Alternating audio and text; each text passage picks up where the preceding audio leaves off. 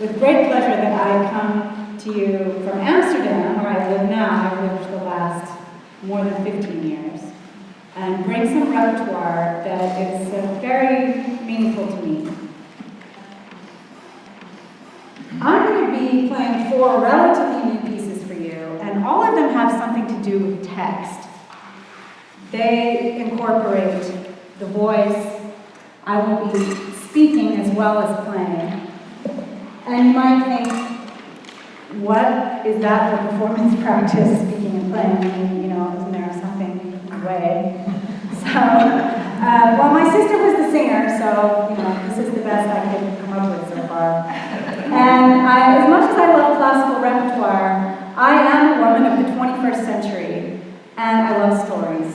And I love especially, I feel a longing to hear stories that are not told, both of the moment and from history. And I long to hear things that reflect my point of view, my concerns, and not just try to make myself fit in the existing mold. I think actually I'm longing for the world to be a different place, and I think that part of that is the stories that we tell and the stories that we hear. And it's, for me, it's so important to listen internally as well as to the world out there. So here I am with my clarinets, and I'm trying to piece it together. Looking for the connections, past and present, the creator, the interpreter, and I'm up here on stage and you're out there and we're in this together.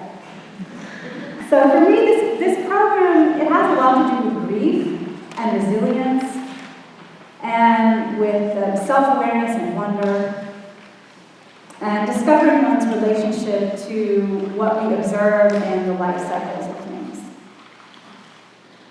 It's a kind of empathy space, if you will, think of it that way. For you, it may trigger something completely different, and that would be fantastic also. I got into doing this kind of performance gradually, and people often ask me, why? How did you start doing this? Why did you start doing this?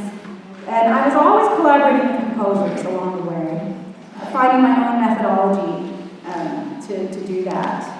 And I've been hugely inspired by choreographers like William Forsythe, who takes text and turns it into gesture. And I've taken some of those processes as improvisation technologies and used them to make sound. And I'm inspired by Anna Deavere Smith, a playwright who interviews people and makes plays out of them.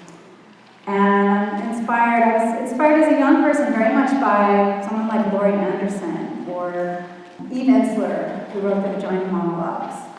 So there I was trying to, practice my orchestra excerpts and do that kind of conservatory thing, and I encountered that artwork when I was young, and it made such a huge impression on me. And I was like, oh, okay, well, you could also do that. So I think it's important to notice what grabs you. And then getting brave about it is a process.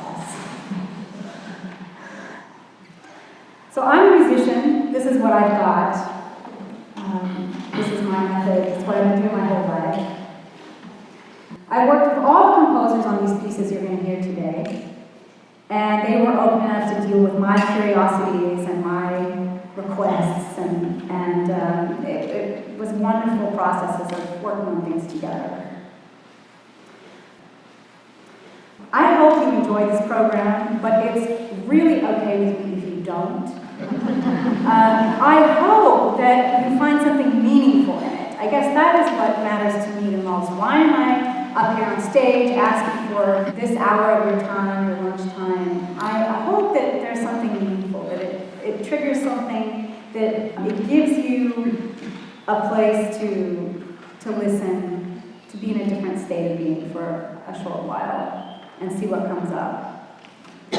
So I would be really curious to hear from you afterwards if you have anything to tell me about that.